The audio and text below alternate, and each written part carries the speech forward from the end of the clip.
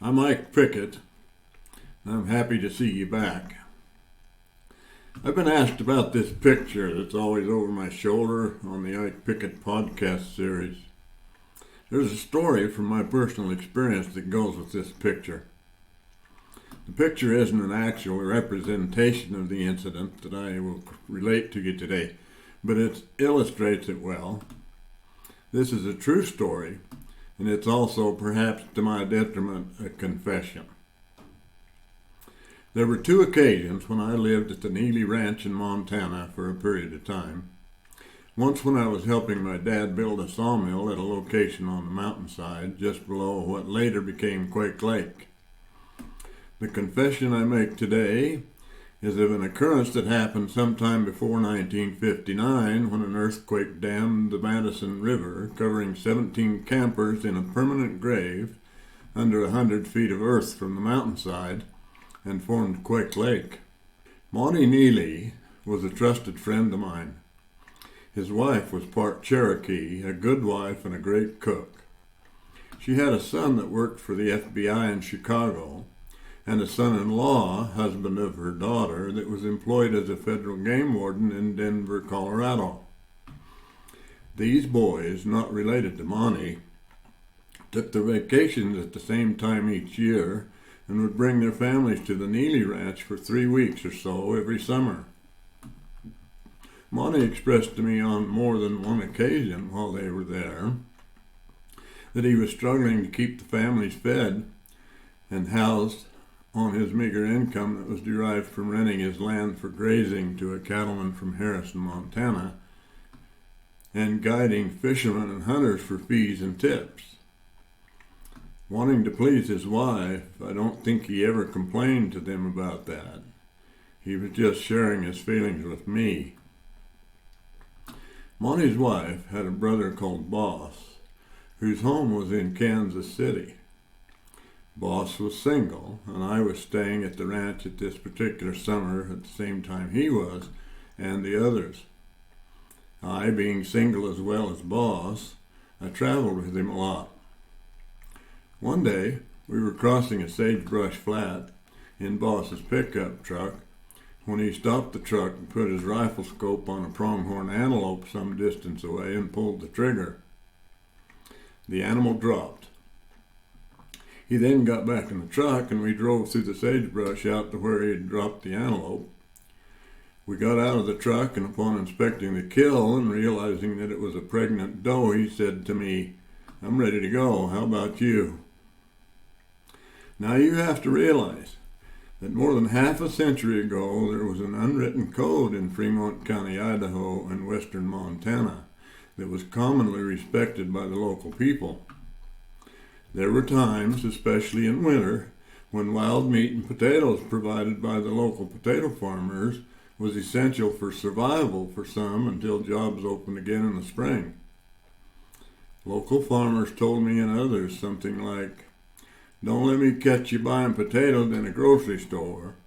Go to my cellar and take as many as you need." So meat storage was important too. Nobody would turn a poacher in unless he left the meat in the brush and didn't take it home to feed his family. So, in the habit of the unwritten code and local custom, looking at the dead antelope that day, pregnant or not, I said to Boss, "Me too. I'm ready to go just as soon as we load this meat." We loaded the doe and took her to the grove of quaking aspen trees nearby, where we hung up the carcass and dropped the innards out on the ground along with both undeveloped fawns.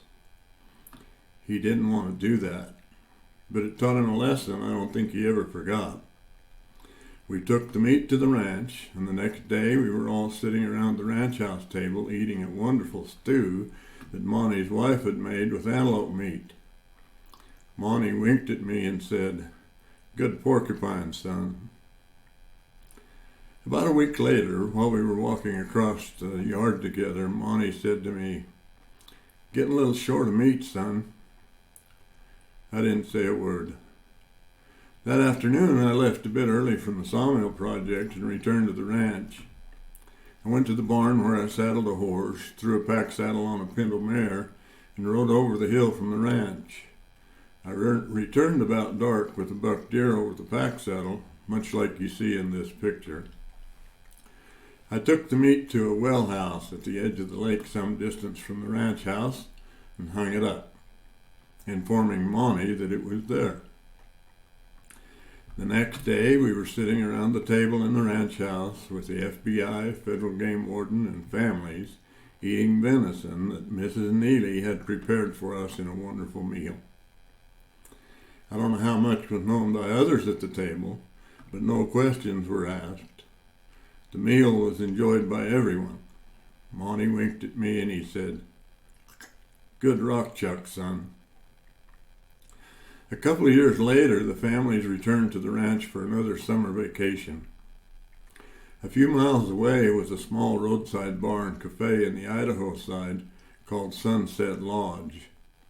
It was there over a pool table with the FBI's son and the federal game warden when the game warden asked the question of me, "Who killed all of those antelope that year you and Boss were here? Was that Boss?" I stood up from a shot I was about to make on the pool table and replied, "No, that was me." There had only been one antelope, but he didn't know that. I then bent back over the table and made my shot. Nothing more was ever said about it, and there were no more questions. So that's why I keep that picture on my wall. It's a fond memory of hard but good times, self-reliance, and a close relationship with a rancher that treated me like a son. It was also an unspoken cooperation of sinister but necessary family welfare. I confess, but I don't apologize for that summer. This is Ike Pickett signing off for now. Have a great day and sleep well tonight knowing that you're prepared for what's to come. I'll see you again next week. There's an old American system, it's called free enterprise. We have a tendency to forget when the do-gooders start to rise. When the dollar gets weak and prices are high and they give us their socialist sab. If the government can give you all you want, it can take everything you have.